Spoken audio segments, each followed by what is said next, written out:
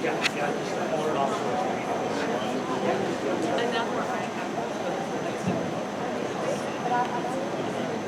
right, ladies and gentlemen, it's about 7:10, and we apologize for running late, but we wanted to give plenty of folks time to get here if they were coming.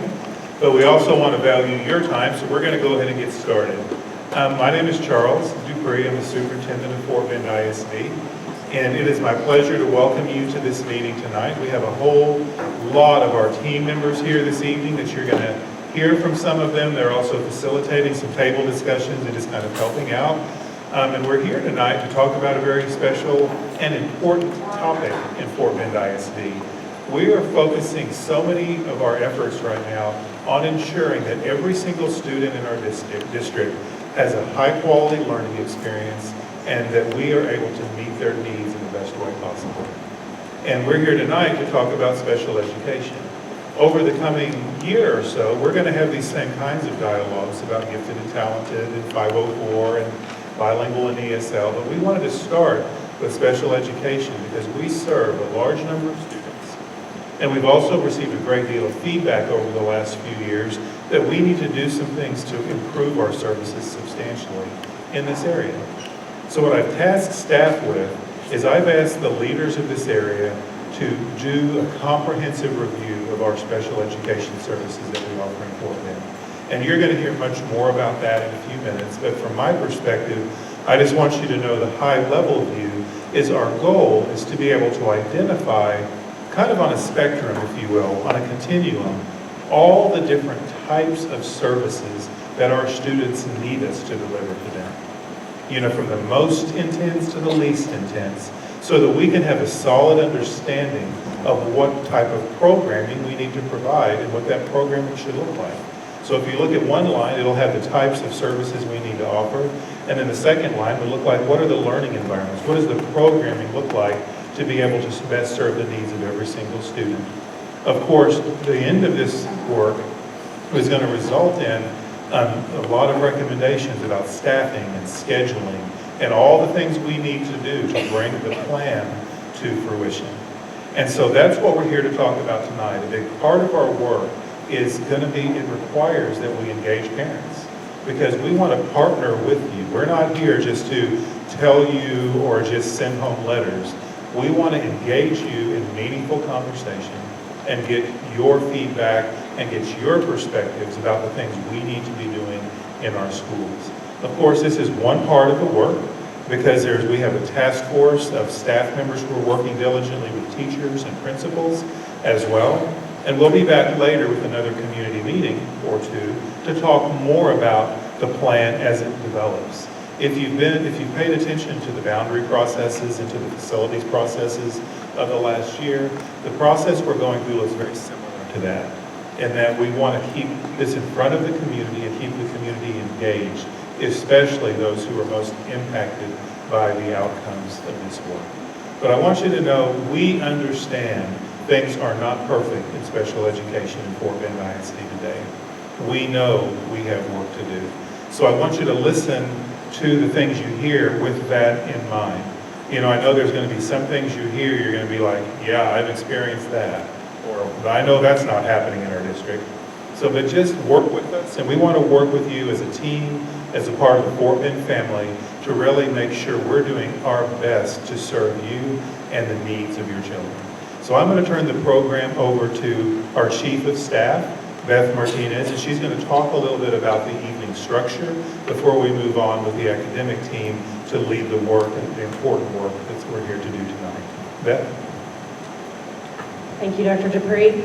Happy to be here this evening, and it's great to see all of you, and we all know what a challenge it is to beat traffic to get to places like this, so thank you for doing so. I want to get the really important information, housekeeping information, taken care of first, and that is that we have some refreshments for you in the back, coffee, water, and a few cookies that we hope you enjoy so that we're not faced with a lot of leftover cookies that we're challenged to decline later this evening. Dr. Dupree talked about our community engagement process, and over the last 2 years, we have engaged the community around our facilities, around safety and security, and most recently with the district-wide feeder pattern and boundary work in the district. And I tell you that to explain that this is the process we'll be using tonight as this first contact with you in a large group type setting, is this community dialogue format. And the reason for that is that we have found over the last 2 years, it is the best way for us to engage with a large group, yet be able to hear each and every individual voice throughout the process. And so if you've been aware of the feeders and boundaries in particular, you know that we've gone to the community, or we went to the community several times throughout the process, engaged on an individual and large group, and then in a survey type format to get feedback and inform decisions, and in some cases change the direction of the planning in terms of decisions being made. And so it is so important that as you interact this evening, you know that this is a valuable format for us in the district to engage with you and to get your thinking and your concern and your feedback as we continue in the planning process around special education. It is not intended to limit you in any way. We've tried to provide some structure so that you can have some conversations at your tables, and we can also get your individual feedback as well as some group feedback from you this evening. We'll also continue moving forward with the entire school district and getting some feedback online and through an online survey, similar to the way that we have engaged through the other planning processes that we referenced. You'll notice to my right, we have a sign language interpreter. So if you know of someone at your table, or if you need sign language services, interpretation services, and you'd like to move a little bit closer, we welcome you to do that. Housekeeping, we have restrooms that are behind me, and you don't have to walk through the speaker to get to them. You can go around these 2 staircases to get to both the men's and ladies' restrooms. And then in the name of safety, should we need to evacuate, which we do not anticipate, we have exits on either side of the cafeteria and toward the front of the building, which is behind me. So I want you to be aware of that as well. So the format of this evening is that we have a lot of information to share with you, and then we have specific questions where we need for you to engage and provide feedback so that we can hear those concerns, know where to go in our planning moving forward. So I'm going to turn it over very shortly here to Dr. Lupita Garcia, who's our Executive Director of, I have to look at my notes. Yes, it'll be Phyllis next, but we have Dr. Lupita Garcia here, Executive Director of Federal and Special Programs. Those are a lot of words. She works with the Special Education Department, and then our Chief Academic Officer, Dr. Phyllis Hill. They'll be leading you as they share information with you, share some data with you, share some concerns that we are aware of, and engage you in that conversation moving forward. We will then move into an individual survey and then a consensus survey at your tables.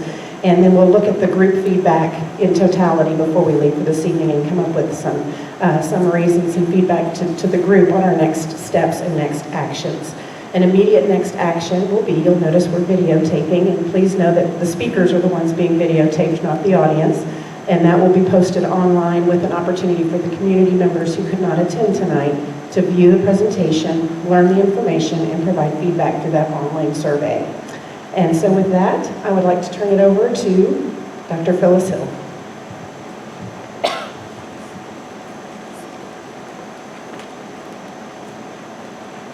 Good evening. How are you this evening? We have a pretty good turnout here tonight, and I'm glad to see that. I want to describe a process that we are, quite frankly, in the middle of. And it's an ongoing process. And quite frankly, I think it will be ongoing for years to come. And I don't want you to hear that and think, oh, now she's telling us we can expect no improvement for years to come. No, what I mean by that is that we cannot be an effective and quality organization that meets the diverse needs of all of our students unless we are framing everything we do in a continuous improvement model. We will never arrive at the perfect place because our society, education, our students, expectations from the community are always changing. So when you look at the title, and when we look at this title, Developmental Program Review, sometimes people want to use the term program evaluation.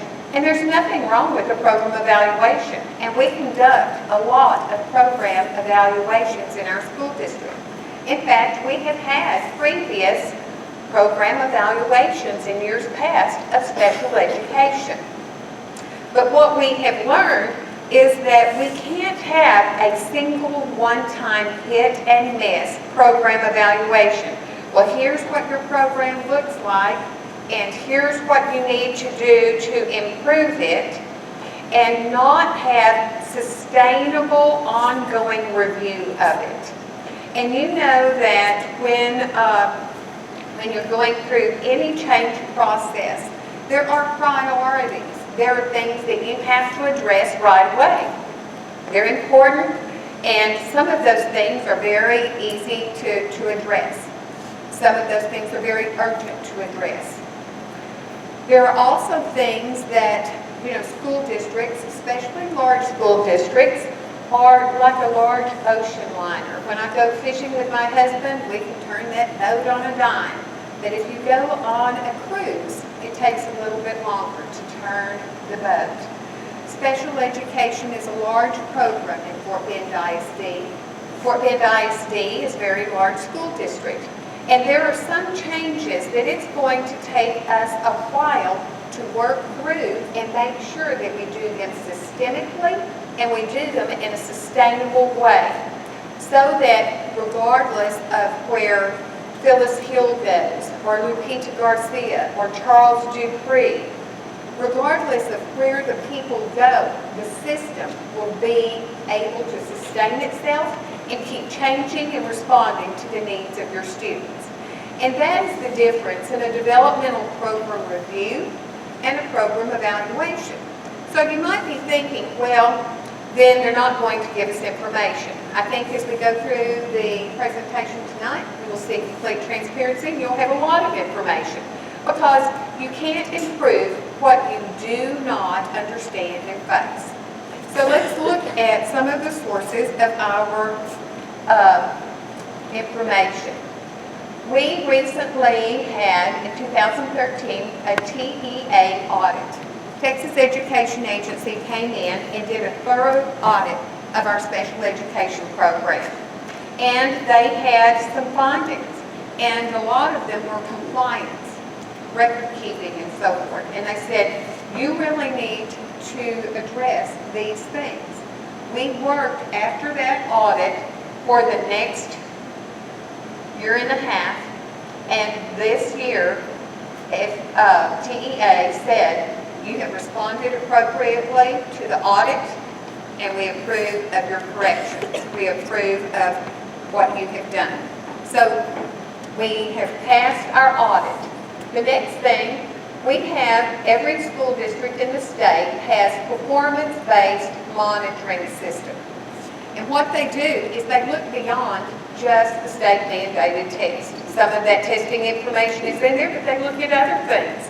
And they look at special groupings of students. And we're going to get into some of their findings later this evening, and some of the data that we're going to have to address. And that's going to call about some more immediate actions, because that affects our district's accountability, the PBMAS, we call it. And I'll explain that a little bit as we go through tonight's presentation. We want to get outside experts. In Stetson and Associates is a national consulting firm. Actually, they consult internationally also. And we are using that consulting firm to facilitate and guide our district's task force. And let me explain that we had a task force that was made up of advocates, every job represented in special ed, a representative, school administration, community member, and some district leaders. And what we did was we looked at all of the different facets of our special education program, and they then went out to their constituents and brought information back so that we could see, what do people think is the state of speech in our district? What about the resource teachers? What about advocacy? So we've had some responses in there, and we are collecting themes from that task force. Then we moved with our core team. The core team is made up of district leaders, because if we are going to be sure that change is implemented, we have to have people who will drive that change, monitor that change, hold people accountable for having change, and lead that change. And so as we collect all of this information, and tonight is a part of that process, this is an important piece of that information. As we collect all of this information, our core team will work with our consultant and our school board in order to come up with changes that will help to improve our delivery of services and the education for our special needs students. We have quantitative data, and we're going to be collecting qualitative data. Tonight, we'll be asking for opinions from you. Some of that information will give you an opportunity to provide some qualitative information and some quantitative. We'll be sharing a lot of data with you tonight. And so that will also be part of our review. We're also looking at best practices, because as we develop new systems and as we try to improve and get to the very best possible special education program, we want to be sure that we're using research-based best practices, and that everything that we do makes sound and logical sense. Excuse me. This is one of 2 community dialogues. We'll be having another one tomorrow evening, so that if parents couldn't come this evening, they can come tomorrow evening. In addition to various focus groups, we've already held one principal focus group. We're going to hold other principal focus groups, teacher focus groups, and parent focus groups. And more information about that will be coming this evening also. As we go through this process, we will periodically be giving our board information and updates. There will be some program changes, I'm sure, as we go through the coming months and years.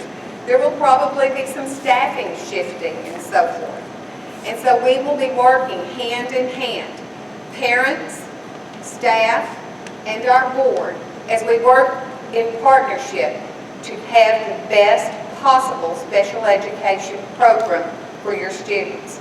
And now I'll turn it over to Dr. Garcia.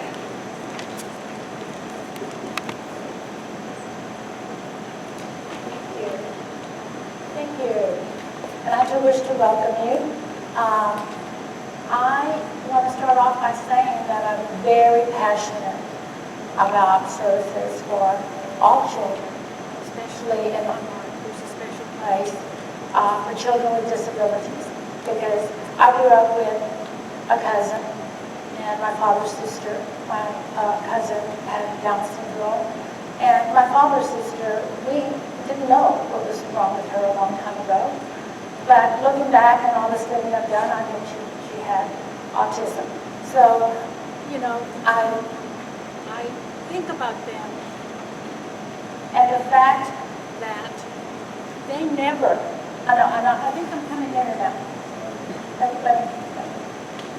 I think about the fact that they never set foot in a school. And that really grounds me when I think about children with special needs. And so I'm very touched by that. They never had those opportunities. The first slide that I want to share with you is one that we didn't create, but it did come from a national conference. And I asked the person who put this if I could share it with you, because it's very telling. Okay? See if my voice continues. Oh, sorry. Well, if I didn't have this upside down, if I wasn't upside down couch, maybe I could do this better. Okay.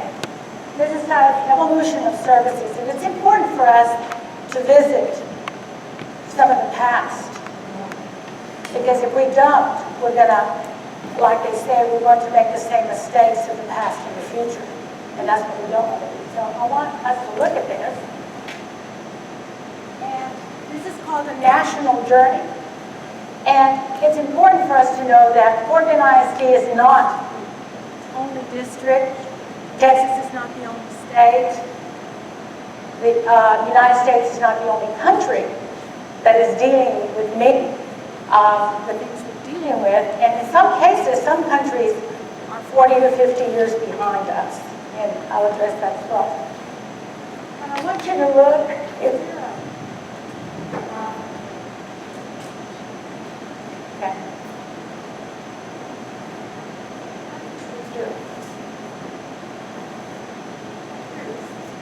Right there, 1964.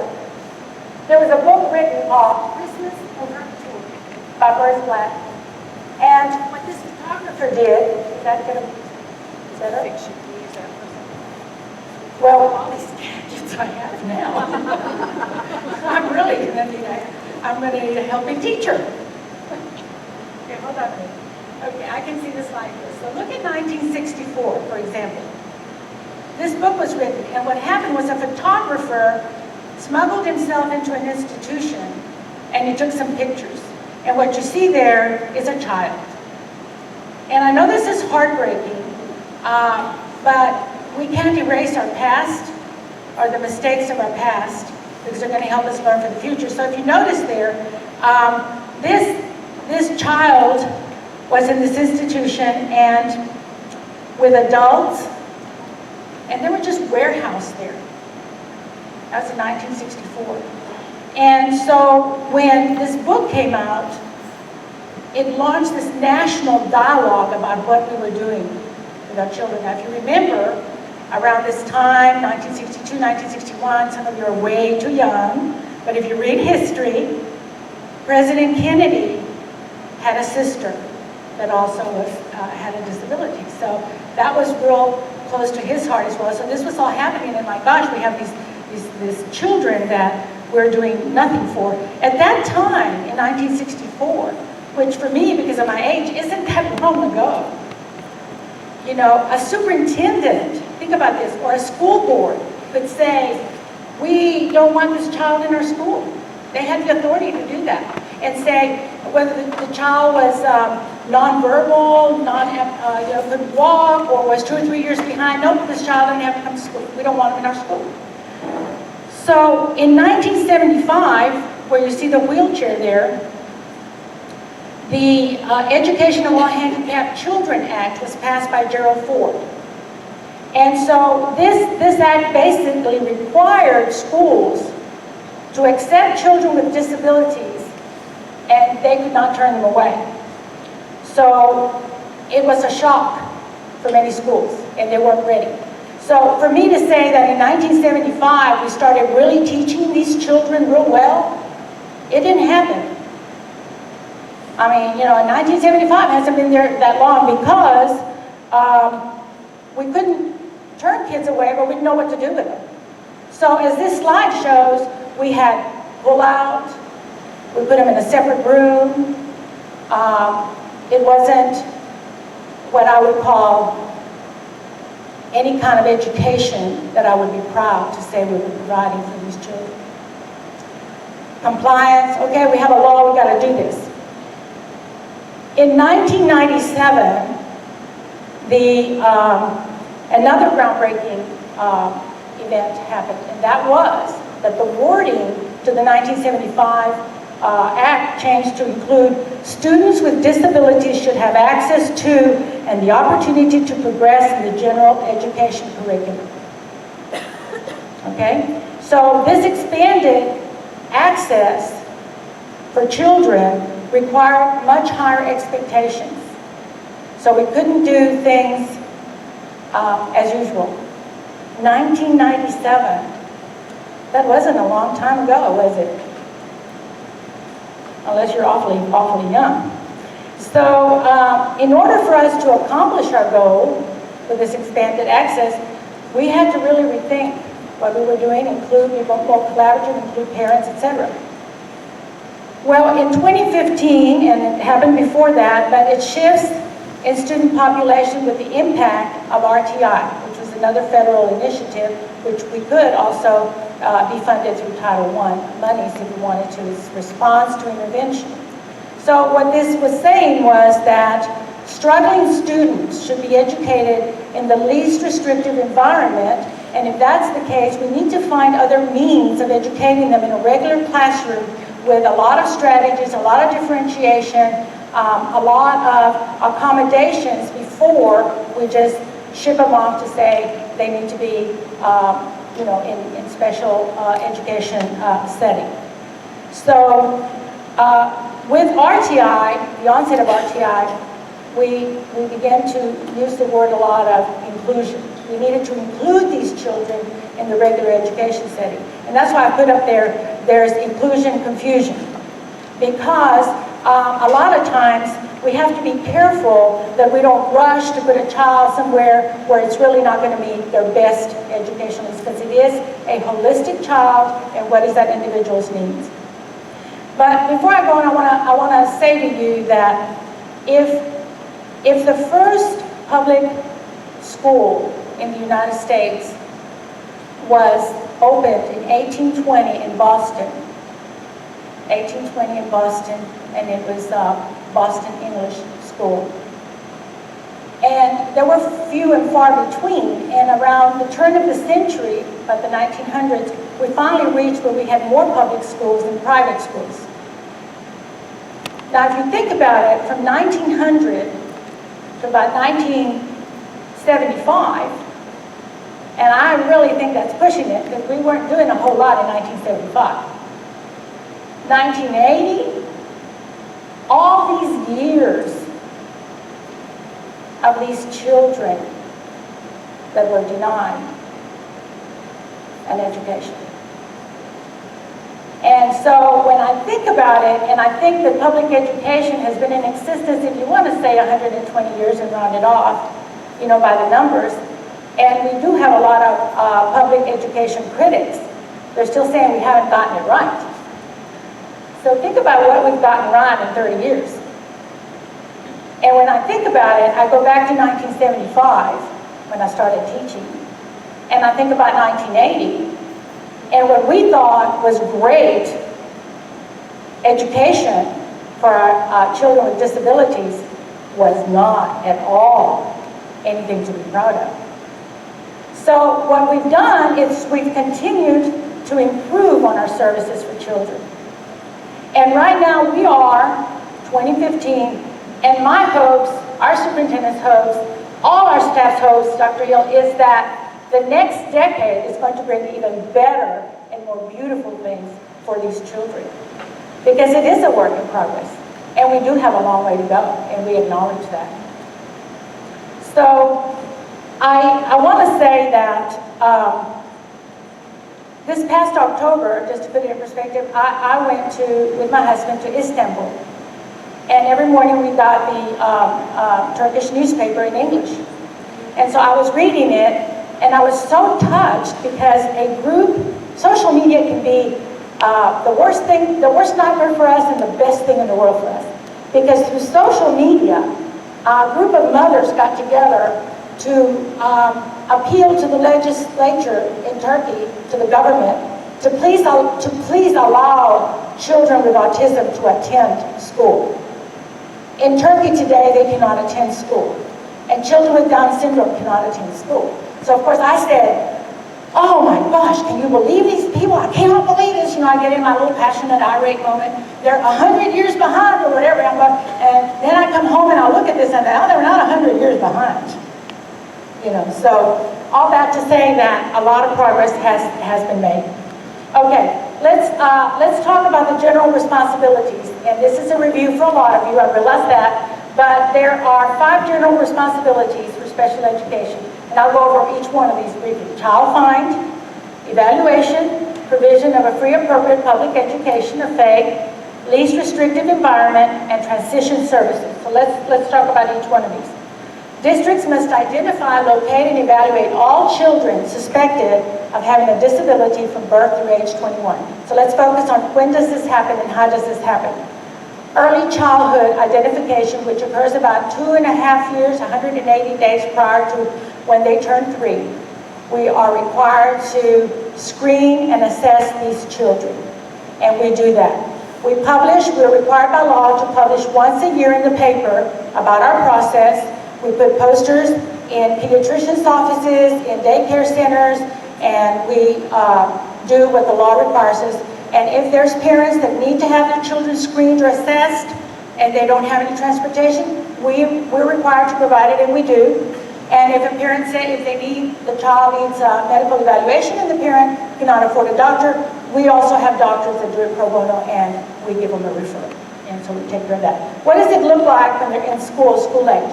Child begins to struggle behaviorally or academically, and we use RTI if it's fully in place, or some kind of support systems intervention. The child continues to struggle, and then there's a process in place that we hold meetings, staffings to see what is it that we need to do. We call it a 3-tier intervention, and so then we would refer the child either for academic testing or psychological testing or both. That's what it would look like for school-age children. The categories are listed there. I'm not going to go over all of them, but here's the categories that are identified by the Texas Education Agency. Okay? The eligibility, once we assess, you saw that we're required to assess, is a 2-pronged test, is what I call it. Eligibility for the services must meet both of these criteria. Qualifying educational disability as determined by a multidisciplinary team, and there has to be an educational need. We do have sometimes children who have ADD or ADHD, and they're doing really well in school, and we assess them and we know they have ADD, ADHD, but there is no educational need. Okay? And then what is FAPE? Well, an individual educational plan is developed that includes specially designed instruction for this child and may include things like related services, supplemental aids and services, specialized transportation, and transition services, which is very critical. I think the next one is, no, hold on. Transition services, it's very important that we always work with our children with the end in mind. What is life after they graduate from high school going to look like? How will they be able to navigate the system, to work if they need that support? What are the resources out there? So we begin early on in middle school discussing what those transition services, and we have programs and internships that we can go over with more detail, but most of you are aware of what those are. I'll be coming back towards the end again, but now it's time for Dr. Hill to come back, and she's going to talk to you about special education by the numbers. I think my mic worked. So I got the low bid. You did. Sorry. I want you to know we're going to be totally transparent because we know we have some improvement to make. And we want to share with you some of the data that causes us to know we've got some work ahead of us. If I can figure out how to use the technology myself. This is a slide that shows us the demographics versus enrollment. And it's a kind of busy slide. So I want you to know that I'm going to be highlighting the African American group in our special education. But so that you get the full impact, let's start over here. Here is the U.S. and the American Indians in our system.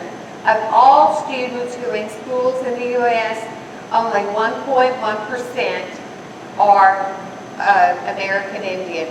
And of that 1.1%, 1.4% are served in special education. In Texas, 0.4%, and of our special education students, that's what we have. Then you look at our district. See how those are all pretty close? This one's a little bit higher, but they're all pretty close, correct? All right, now then, when we look at our Asian group, we know that our demographics are unique.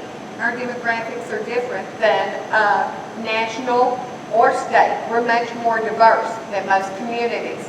So let's look here.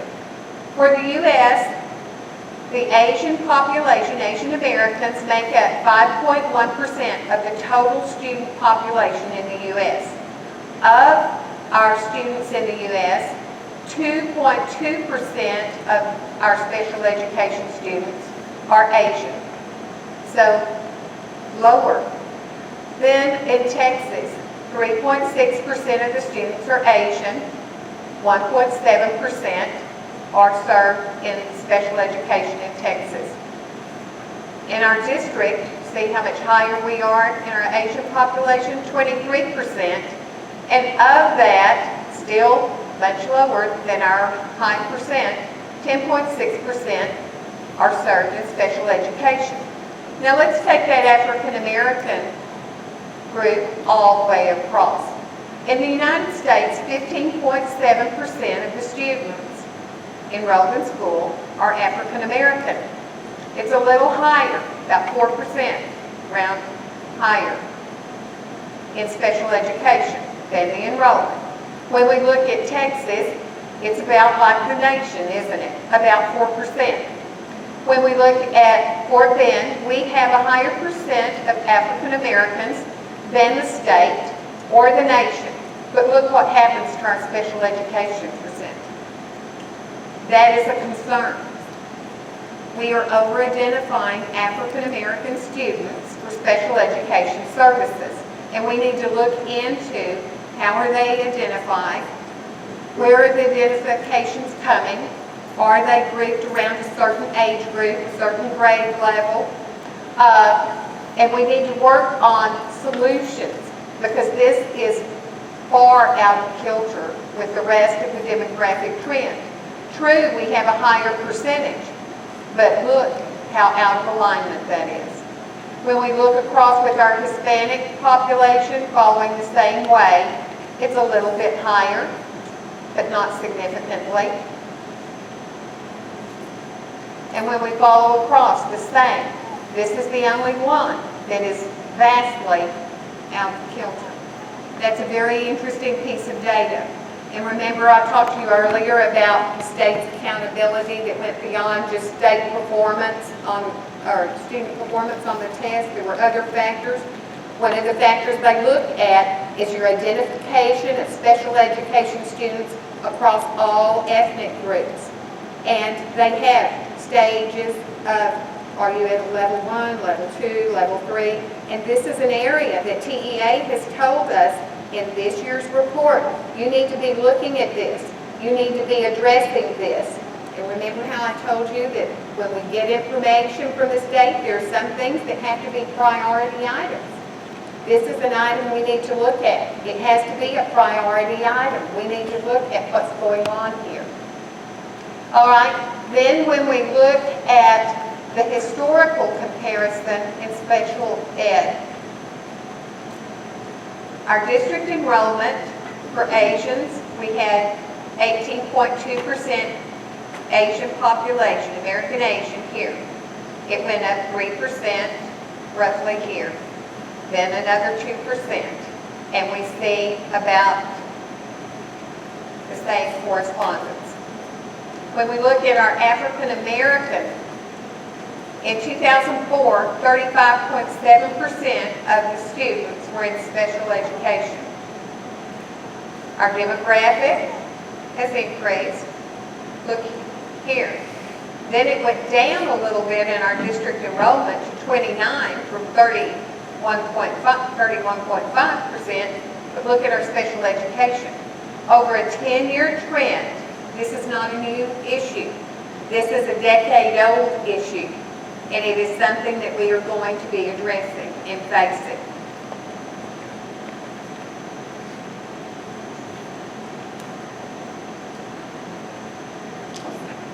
So when we summarize our district, we know that we have a different ethnic makeup than the state or the nation. You can pick up any newspaper and they'll tell you Fort Bend County is one of the most diverse. Fort Bend ISD is one of the most diverse school districts in the nation. We know that. But we also know now that African American students are disproportionately over-identified compared with their enrollment percentages in the district, state, and country. And we know that that's been occurring and climbing up for 10 years. And so it's time for us to look at that. I call it peeling the onion. it's time to peel the onion and figure out how is that trend occurring. There are various types of disabilities, and Dr. Garcia hit on some of the services, and I'm not going to spend a lot of time on this because I know a lot of you spend more time in special education meetings and so forth than we do. But look at our autism. Look at the national percentage, 7.1%. The Texas percent, 10.2%. We're almost double that in our school district. So we have to look at how many of these students are coming into us identified by psychiatrists, by people in the medical field. How many of these people are being identified through our own services?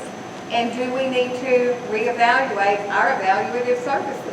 Because we have an extremely high percentage of autism in our school district when you look at the nation. We're almost 3 times the national average and almost twice the state average in autism. When we look at this, we get some other interesting things. Look at the learning disability. We are very low in comparison to the nation, in comparison to the state.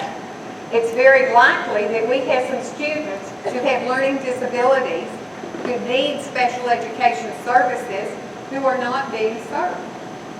And one of the things that we're going to do to address that, and that we are doing, is addressing our response to intervention, our RTI process, and to look at our staffing. We also have a higher than normal intellectual disability, 6.8 for the nation. In Texas, 9.1. In Fort Bend, 15.4. More than double the nation, almost twice the state. Could you just briefly describe what's the difference between learning disability and intellectual disability? Intellectual disability would be the students who have a cognitive impairment, such as students who have Down syndrome, and autism is a specific identification. Learning disability, students can be served in, they may just need some modification to have access to the general curriculum, and they could be successful in the general curriculum. Or perhaps they could be served in a resource setting and succeed. Intellectual disability, there's all different ranges, but that's what that's talking about, the cognitively challenged, rather than I have a processing problem. I am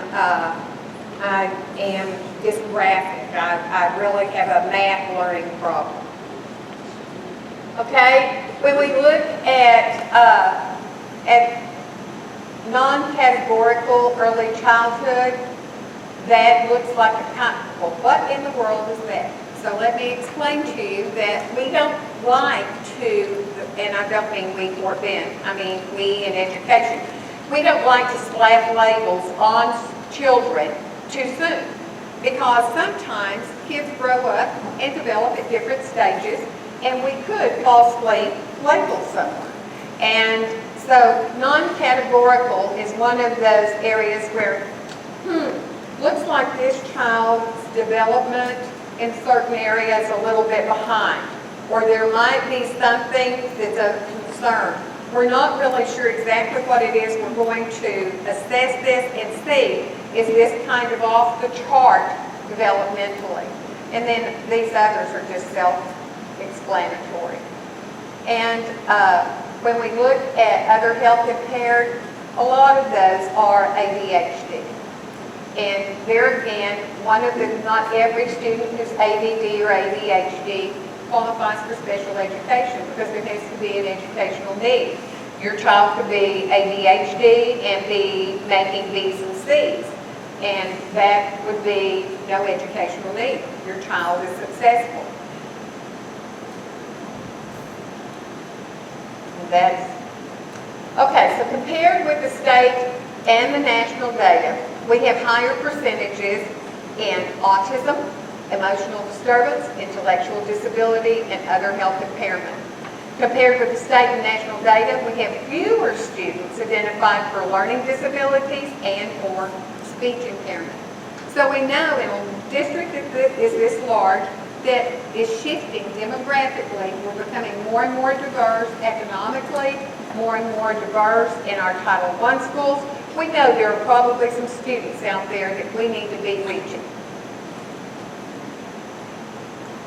Okay, and then these are the areas I want to point out here.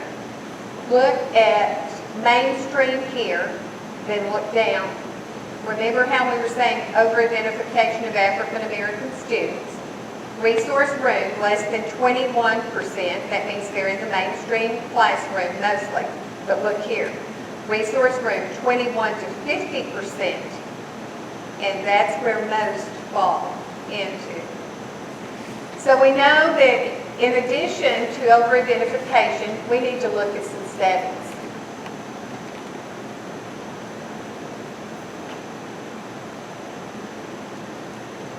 Those are pretty self-explanatory also. When we get to these totals, these are the totals of all settings.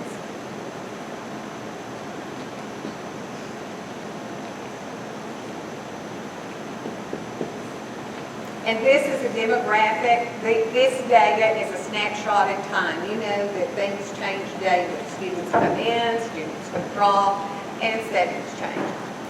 So addressing the least restrictive environment. We know, remember I showed you those slides and how many kids were in the resource room, 50% or more of the time.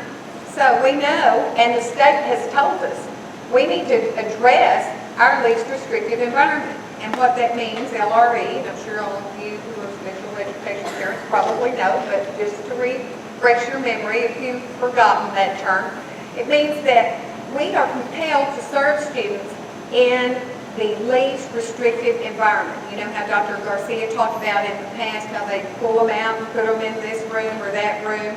And for some students, a self-contained placement is appropriate. For some students, resource support during the day is appropriate. But we have too many students. We have 21% in mainstream classrooms. Those that are less than 21% of the day in a resource room, 18%. So that's high inclusion when you put those two together. This is like a mid-range, 21 to 50%, 23.6. And look at the highest, more than 60% of the day in a self-contained room. And how many students? We have some work to do. We told you we'd be transparent, didn't we? Okay, African American students make up almost half of the students in these three instructional settings. And the reason I keep coming back to that is that's on our state accountability. They're raising a red flag. Have you noticed that for 10 years this has been occurring and now you've reached this level? Let's do something about it.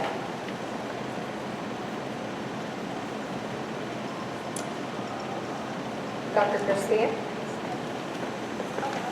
I think I got new batteries. I think. And I'll try not to talk. I'm a typical teacher, never know, always over programs for the class. 3 class periods in one. Okay, I want to talk to you a little bit about, earlier today, Dr. Hill talked to you about our task force and our core team and all the input we're gathering. So we also instituted a special education advisory committee. If you were in our advisory committee, will you please stand? You knew I was going to say that. Oh, and she was wonderful. So we have one person here. But what we asked for, what we did, thank you so much for coming tonight. First, oh, yes, that's right. You were in our advisory committee as well. We asked the principals, because we wanted representation from across the district, so what we asked the principals to do was to please nominate someone on their campus to come serve. So that would mean, and there would be a large group, elementary separated by secondary. Well, we didn't have, as you would know, a lot of people show up. We average like 7 or 8 people, so we're going to try to do it differently next year. What we'd like to do is, from the very start, send out information for this advisory committee about the type of commitment it is, and if you can't make some meeting, you have to have an alternate. Because this input and this information is critical. But instead of having the principals nominate someone, we're going to ask parents, we'll announce it, that would like to be considered to submit their name, and then from that list, because that would mean that they're more highly committed than if a principal tells you, I want you to be on this committee, it's real hard to say, no, I don't want to, so we want it to be voluntary. So we're going to do it a little differently. But what we did is we put together 4 questions because I thought that when we had our first meeting, we wouldn't have a whole lot of dialogue. We've got to have some questions to generate talking. Well, I was wrong, wasn't I? Because there was a lot of talking. But we had 4 questions to direct the focus of what we wanted to hear from them. And during one of the meetings, when we passed those 4 questions out, that we launched our conversations, some parents said, can I share this with some of my friends that, have special education students and get their ideas? Oh, sure, you can do that. Someone else said, well, can I go back to my school and ask my principal if I can poll the other special education parents? So it kind of snowballed and grew. So what we decided to do was to send the 4 questions to every principal and have them send it home to every child that was in one of the special education programs to get feedback. And we extended the deadline just to see, okay, this is what our advisory parents wanted, this is what we're going to do. We only had 173 return. So we weren't just real excited that this was a large number, hence we're here tonight. And so we are here tonight because we said, let's have some dialogues, let's bring in more information, and this isn't going to be the end either. We're also going to be running some focus groups that we'll tell you some more about in a minute. So basically, we got some really good information from the 173 parents. But we're continuing to reach out to parents in different means. Tonight, you're also going to hear about an electronic survey. So that's what the online survey, what I want to tell you about. So at this time, we're going to do what's the most important thing tonight, and that's get some information from you. Okay, so what I am going to ask you to do is to take the next 15 minutes at your table. Okay, and we've got some facilitators. Will the facilitators please stand? Okay, they're going to be here to help you, to help move the conversation in the direction. What we're going to ask you to do is that on your table, there is a survey. And we want everyone to take it, a husband and a wife. I don't know if you're probably not like the Garcia household where I probably answer the question very differently from my husband. And then we'll argue about it for a while. But anyway, each of you, even if it's a husband or wife, answer that survey. And just do that right now. We're going to give you some time. Then we're going to have a follow-up activity to that survey. But this is reflective on your own. Answer the survey, and you've got some facilitators that are going to give you further directions. Beth, did you want to say anything else? Is that it? Okay. And,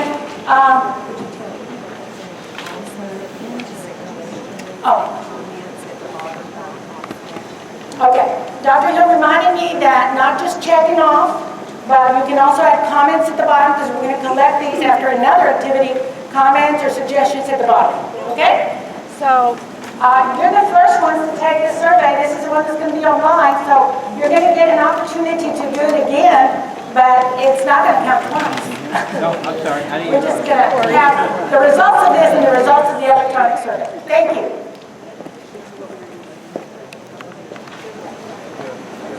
For example, there was a high school parent not too long ago who was just raving about how her high school student had been in a self-contained class in high school for a number of years and all the progress he had made, how wonderful his teachers were, how he had friends in the class, and she felt like they were really preparing him for life after high school. You could talk to another parent at another table who might say, you know, my child needs to be in a more inclusive setting. My child is capable of doing more than he's doing in the current setting he's in, and I really wish he had more opportunities. In that same way, every school, every student is unique in their experience. And that's why they call them individual education plans. But what it shows me is when there is not a strong consensus one way or the other, strongly disagreeing, strongly agreeing. What that tells me is that we need systemic change. Because whether I go to school at school X or at school Y, I should have a positive experience.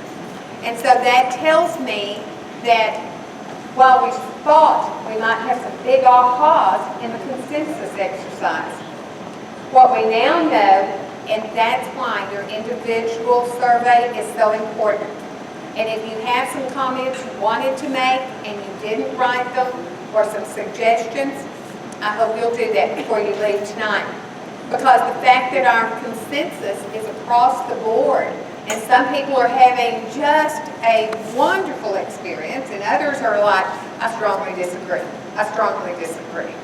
tells us that we have some work to do, so that we have a system where the majority of people are having a positive experience across the board. Now then, let's look at this slide as we close up this evening.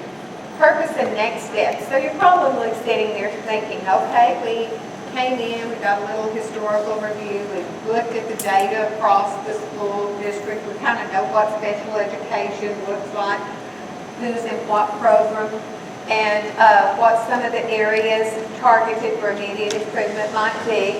But what is this really going to look like? Organizational and service delivery systems are targeted for prioritized, phased-in improvement through the Special Education Developmental Program Review. Organizational. One of the things that we know is that organizational means from central office all the way down through the campus, the entire organization. I was visiting with some parents and they said, well, you know that slide Dr. Garcia put up about that parent questionnaire? I have 2 students who are in different places in the same school. I didn't get a survey. So I know the principal didn't distribute it. Well, that's an organizational problem, because if we push something out and say, push this out to all the parents, what would we expect would happen? All the parents would receive it. So we know we need to improve in communication. We also know that we didn't start out with that being the purpose of that particular form, but we did push it out then beyond the parent advisory group, and it should have gone to every parent. Results of the surveys and community feedback will assist the department in developing training and procedures for teachers and staff to better serve students. One of the things that we know we cannot just put, well, let's all do this. Let's provide better support in classrooms and really work on inclusive support in classrooms. We can't just say that's going to happen. We have to provide the curriculum support. We have to provide some support in, well, how do you modify a lesson? Well, how do you help a student who's having trouble in that area if you're a paraprofessional? So we know that any change has to also be accompanied with training and procedures, and we have some mobility. So it can't be a one-time, okay, we're all going to have a lesson or we're all going to have professional development on this. We have to develop a system of professional development and support and training. And I'm not saying we don't. We do have professional development and training. Can it be improved? Yes. Are we going to improve it? Yes. So for the purpose of the developmental review, the first thing that we're going to be doing is looking at our identification processes. And remember where we talked about the things that were a little bit out of sync with what you would normally consider, those high off-the-chart areas, and the delivery of services. Because typically, if this is out of sync, it may be that we need to also improve this. Review, evaluation, and IEP processes and trends. We need to look at what's happening so that this is occurring, and if we need to increase students in least restrictive settings, what's happening in meetings and assessments and so forth that we can look at to provide better processes. We need to review, monitor, and evaluate. Review is what I was talking about a while ago when I said we need to peel that onion back. We know what the data says, but we don't know all of the cause and effect behind the data. We'll get that by looking at folders and reviewing. We'll also get some deep insight by our community dialogue and the information that you give us. Phase 2. After we really look at the immediate changes we need to put in place and we go through these processes, we'll begin implementing for findings and recommendations with the result of providing improved delivery of services and new systems for support. You may leave here tonight, you might think, well, what is the timeline for this? Well, I can tell you that, remember how we talked about the state data, PDMAS. The state tells us you need to do something about your over-identification of African American students in special education.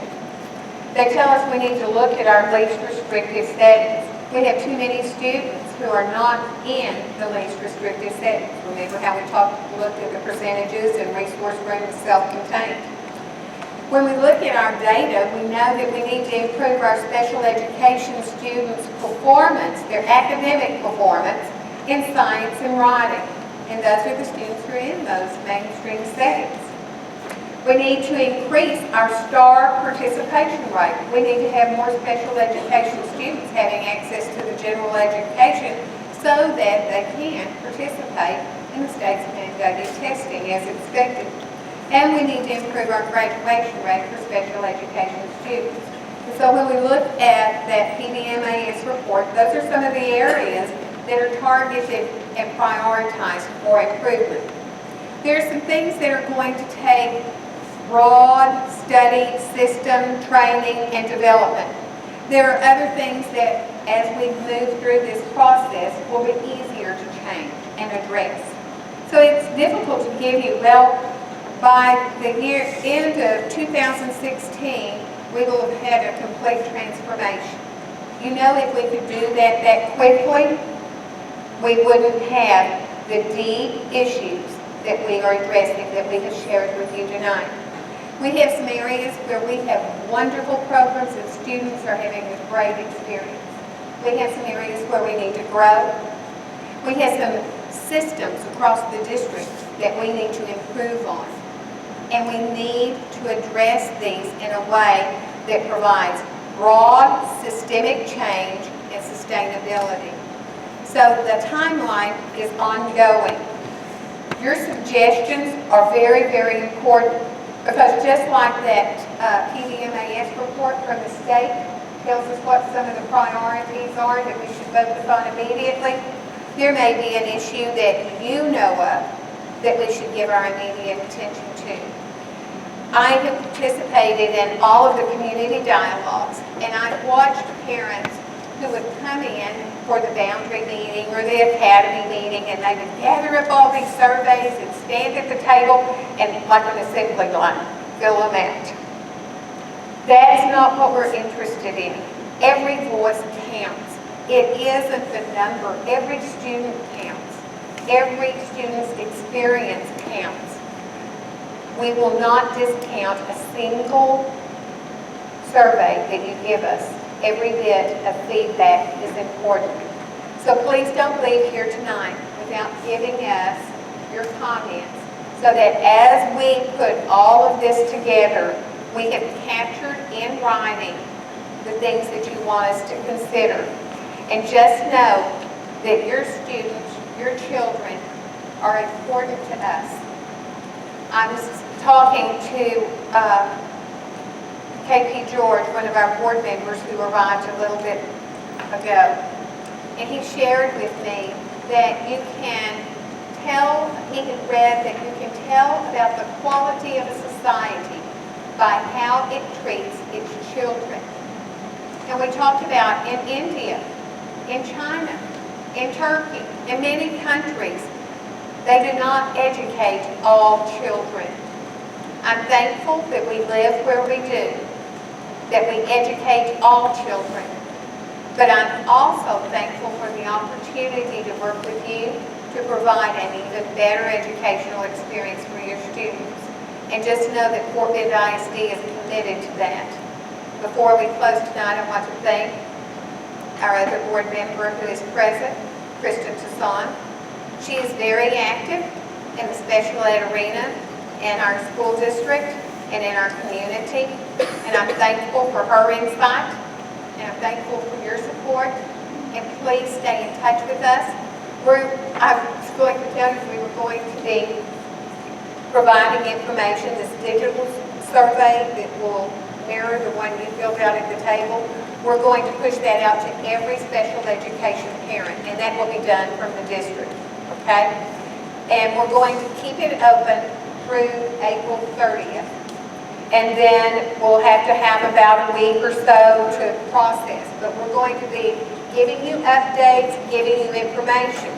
I was just looking at someone that had pulled up our website on a smartphone and was showing me how difficult it is to navigate to find that.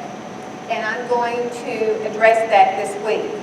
I would tell you exactly when that survey was going to come up. Our plan was that it would be pushed out Friday. That is still the plan, but I also have to tell you that there was a little mess up on the cover letter. It says, Dr. Phyllis Hill, Superintendent, and I have not been promoted. I am the Chief Academic Officer, not the Superintendent. So we have a company that helps us send all of them out, and we just get pretty quick results on certain reports.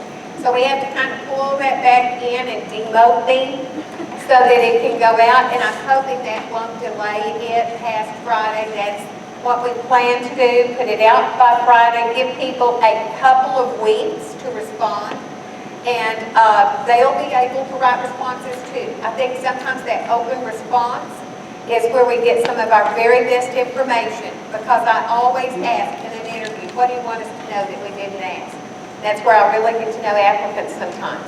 Well, that's what I want our parents to tell us. What do you want us to know that we didn't ask? Thank you for coming. We know your students, your children are precious to you. Know that they're precious to us too. And we're dedicated to their education, and we value you as partners. Thank you. If you want to check, the asterisks indicate no agreement at that table on that question. A tally mark indicates there was consensus. Okay, so either an asterisk is no consensus, a tally mark is consensus. So you're welcome to just look at those results. I'm going to look for